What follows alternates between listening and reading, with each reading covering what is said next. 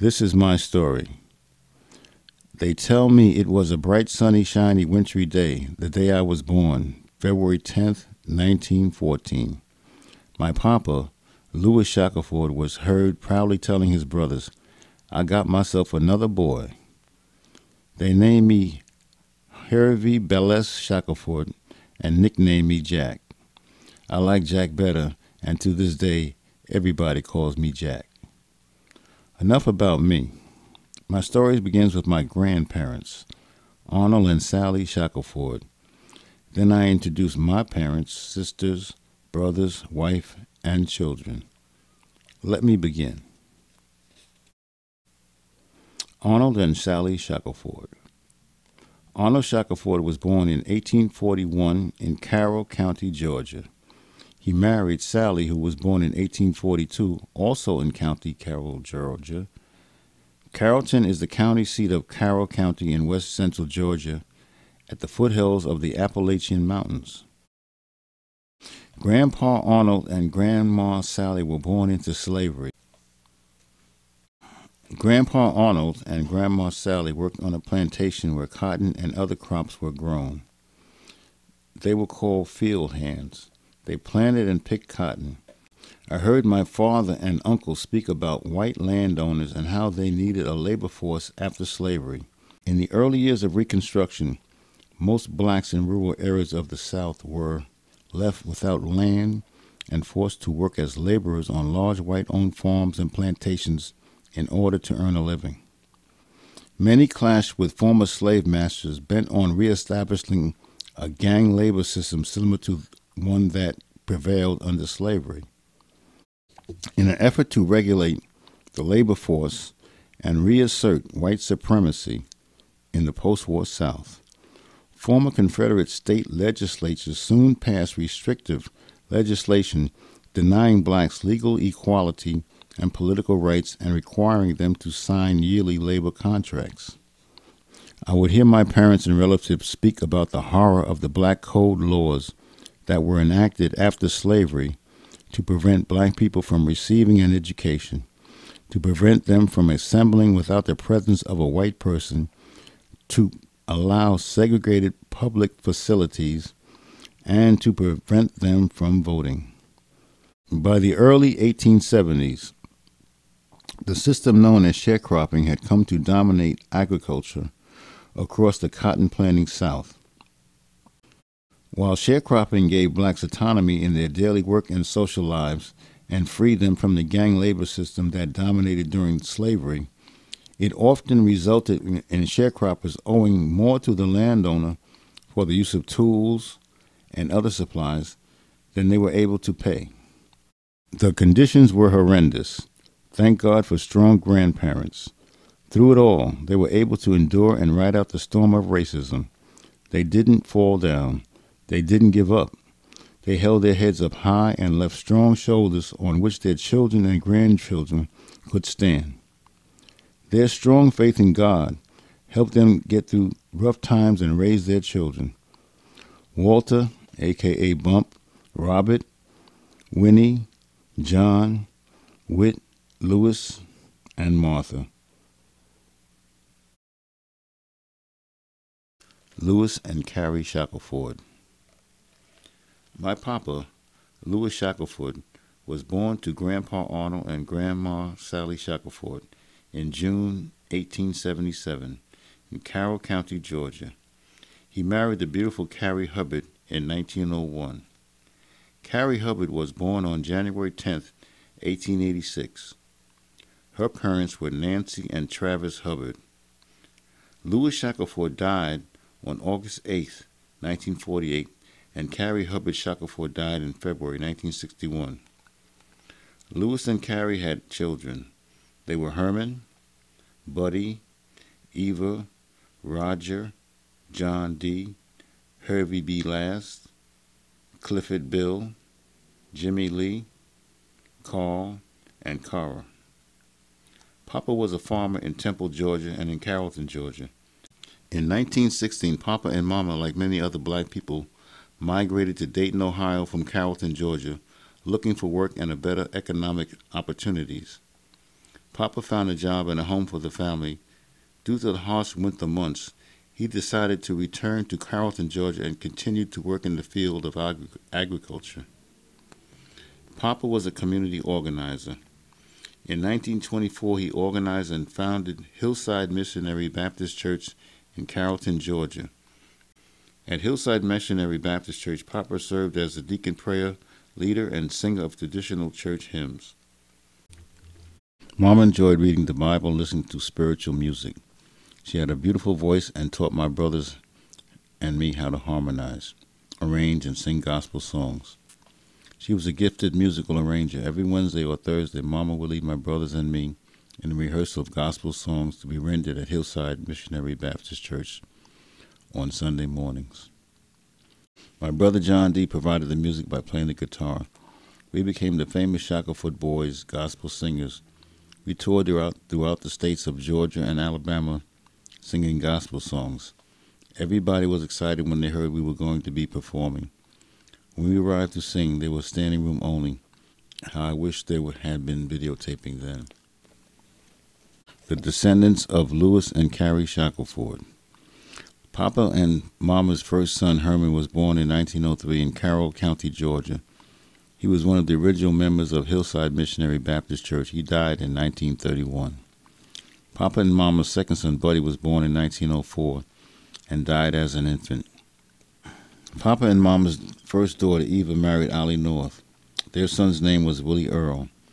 Eva settled in Pennsylvania, where she was a domestic worker. She later became an evangelist. Eva had a strong work ethic and bought a house in Marianna, Pennsylvania. Her son, Willie Earl, worked as a coal miner. Roger married Maddie, and their children were Claudia May, Willie Pete, Charles, Ray, and Roy Lee. In Carrollton, Georgia, Roger served as a deacon at Hillside Missionary Baptist Church. In 1945, Roger moved his family to Dayton, Ohio. He worked as a machine operator at Delco Products. Like Papa, he was the founder of Mount Moriah Baptist Church, located at 301-323 Maya Avenue, Dayton, Ohio. There he served on the deacon board, was leader and treasurer of the prayer band, member of the gospel and male choruses, and member of the building fund committee.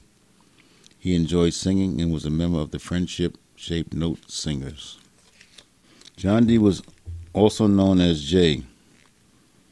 Married Corrine, and their children were Yvonne Elvery, Gertrude, Daniel Lewis, Chauncey, J.V., and Fannie Ruth. At one time, Jay was a pastor of two churches in Carroll County, Georgia, before he moved to Chattanooga, Tennessee. Jack Lewis Shackelford. I was born on February 10, 1914, in Polk County, Cedartown, Georgia. When I was 2, my papa moved the family to Dayton, Ohio. I remember the house where we lived. Due to the harsh winters, Papa moved the family back to Georgia, where he continued to work in the field of agriculture. From a child, I loved the school and excelled in each area of study so much that when I graduated from Hillside Missionary Baptist Church School, I was offered and happy to accept the position at the school as an assistant teacher under the leadership of the high school teacher, Mrs. Willie B. Scruggens. I embraced Christ at a very early age and became a faithful worshiper and hard worker at the church which my father had founded, Hillside Missionary Baptist Church. I was such an outstanding young Christian that the church selected me to be its representative at the monthly Building Fund Convention. I wrote and delivered my speech as well. I was also a gifted speaker. In 1928, I became a member of Carroll County 4-H Club, the Starlight Band, and Jubilee Choir. I used my skill in writing of religious poems and songs as early as 1924. I began to write and rearrange songs such as Didn't It Rain and Pearl Harbor. Not only could I write well, but I could sing just as well. These gifts were recognized by the choir director of Hillside Missionary Baptist Church, and I was elected Jubilee Choir leader at the tender age of 11. Mama encouraged me and my brothers to sing as a group. We did, and when the demand for us became so great at age 15, I organized the Four Brothers Quartet that consisted of me and my brothers, Roger, John D., Clifford, Bill. I was the songwriter, arranger, and lead singer. Roger sang baritone. John J. played the guitar and sang bass, and Clifford sang tenor. We became the famous Shackleford Boys who sang gospel songs. Brother Jimmy Lee and Carl performed with the group when needed. In the 1940s, I organized the Little Zion Quartet, which consisted of myself, lead singer guitar player Wesley Kelly, who sang bass, baritone singer Reverend Charlie Strong, and tenor singer Benny. We performed gospel music throughout the states of Georgia and Alabama. On Sunday mornings, we performed gospel songs on WAGA Radio Atlanta, and originally 1480 AM, now WYZE. Impressed with the singing ability of my children, Harold, Hetty, and Clifford, I organized them as the Little Zion Junior Quartet, who also performed on WGA Radio Atlanta and at churches throughout the state of Georgia. I met my future bride, Rosilius, at Oak Grove Baptist Church. We fell in love on June 3, 1933, joined in holy matrimony at the courthouse in Newman, Georgia.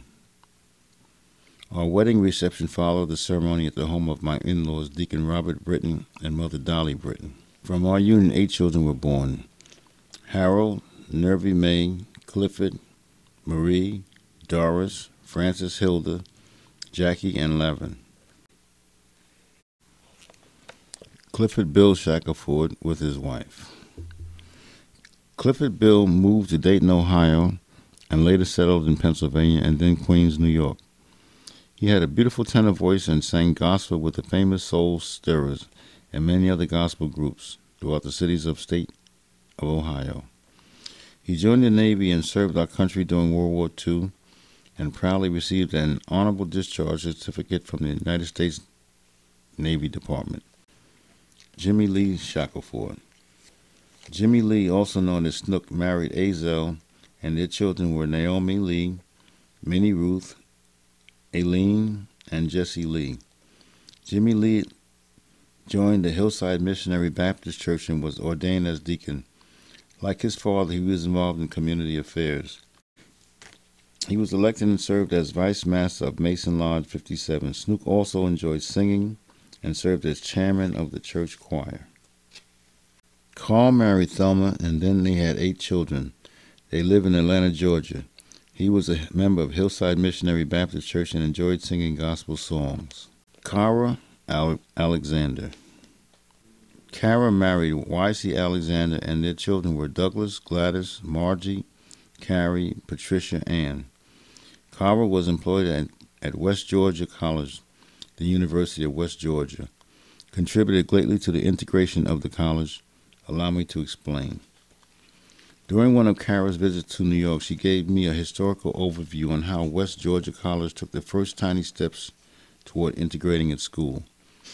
Although the college had a history of denying enrollment to African Americans, they did allow African students from the continent of Africa to attend classes. In order for the school to continue receiving aid from the federal government, it had to accept Black American students. Therefore, the administration devised a plan of action. The school selected Cara and some of her co-workers who were African American to attend classes which were set aside for them. Upon meeting the course requirements, Cara said the school provided a graduation ceremony during which they were provided with certificates of completion. I'm so proud of Cara. She and her co-workers were trailblazers for all the African American students who would follow. Years later, Cara and YC's daughter, Carrie, and granddaughter, Kisha, graduated from West Georgia College, the University of West Georgia. Thank God my baby sister led the way. The descendants of Jack and Rosilius Shackleford. Shackleford family members were continually moving along the path that was paved by our ancestors. Papa was a community organizer and a social worker. Mama was a musical arranger and singer. My children continued to seed in fields such as business, education, music, and social work.